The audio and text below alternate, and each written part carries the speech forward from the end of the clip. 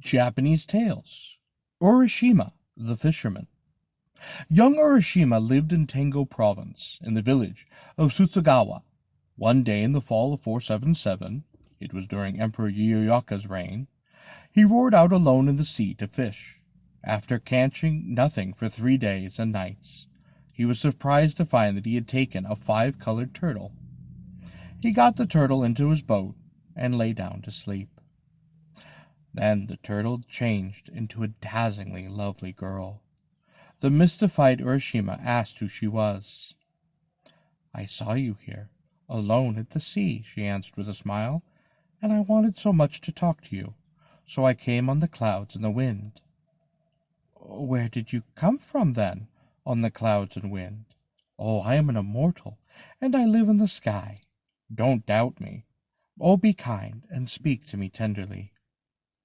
Urashima understood that she must be divine, and all his fears of her melted away. "I will love you as long as the sky and earth last," she promised him, "as long as there is a sun and moon. But tell me, will you have me?" "Your wish is mine," he answered. "How could I not love you?" "Then lean upon your oars, my darling, and take us to my eternal mountain." She told him to close his eyes, and in no time they reached a large island with earth much like jade. Watchtowers on it shone darkly, and palaces gleamed like gems. It was a wonder no eye had seen, and no ear had ever heard tell of before. They landed and strolled on hand in hand to a splendid mansion, where she asked him to wait. Then she opened the gate and went in. 7 beautiful young girls soon came out of the gate, telling each other as they passed him that he was Turtle's husband. And 8 girls who came after them told each other the same, for that was how he learned her name. He mentioned the girls when she came back out, and she said the 7 were the 7 stars of the Pleiades, and the 8 the cluster Aldebaran, and she led them all inside. Her father and mother greeted him warmly, and invited him to sit down.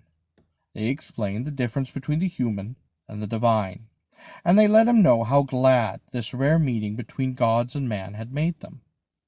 He tasted 100 fragrant delicacies, and exchanged cups of wine with the girl's brothers and with her sisters. Young girls with glowing faces flocked to the happy gathering, while the gods sang their songs sweetly and clearly, and danced with a fluid grace. The feast was 1,000 times more beautiful than any ever enjoyed by mortals in their far-off land. Urashima never noticed the sun going down, but as twilight came on, the immortals all slowly slipped away. He and the maiden, now alone, lay down in each other's arms, in love. They were man and wife at last. For 3 years he forgot his old life, and lived in paradise with these immortals.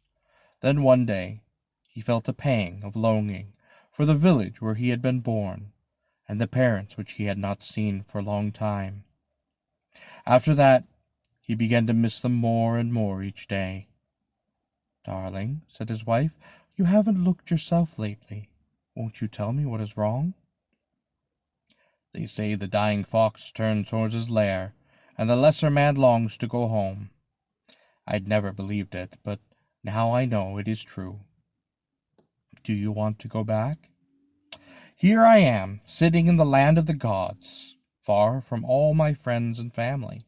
I shouldn't feel this way, I know, but I cannot help being homesick for them.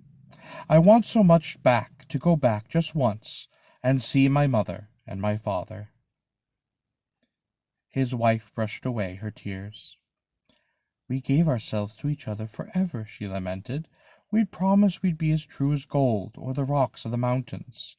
How could a little homesickness make you want to leave me?" They went for a walk, hand in hand, sadly talking it all over. Finally, they embraced, and when they separated, their parting was sealed.